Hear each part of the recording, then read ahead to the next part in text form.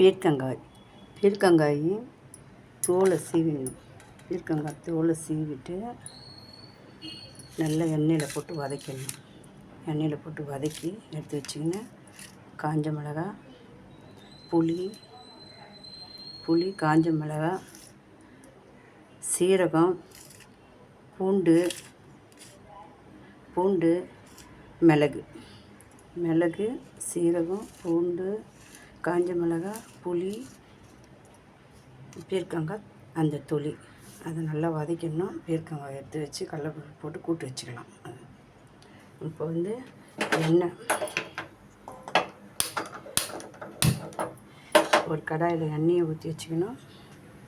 எண்ணெயை ஊற்றிக்கின்னு கடுகு போட்டுக்கின்னு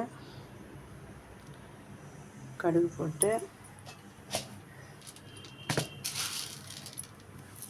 கடலைப்பருப்பு போட்டுக்கணும். கடலைப்பருப்பு போட்டு இதை என்ன பண்ணணும்னா எல்லாத்தையும் அரைச்சி மிக்சியில் போட்டு நல்லா அரைச்சிட்டு இந்த எண்ணெயில் போடணும்.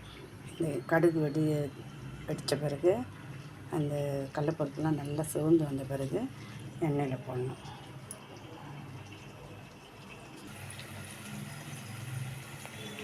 பீர்க்கங்காய் ஊறுகாய்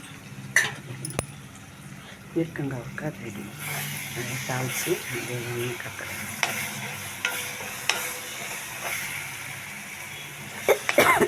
எண்ணெயில் நல்லா போட்டு வதக்கிட்டு ஒரு பாட்டில் வச்சுன்னா ஒரு வாரம் மேலேயே இருக்கும். எண்ணெய் மேலுக்கு வரலாம். பீர்க்கங்காய் ஊறுகாய் ரெடி.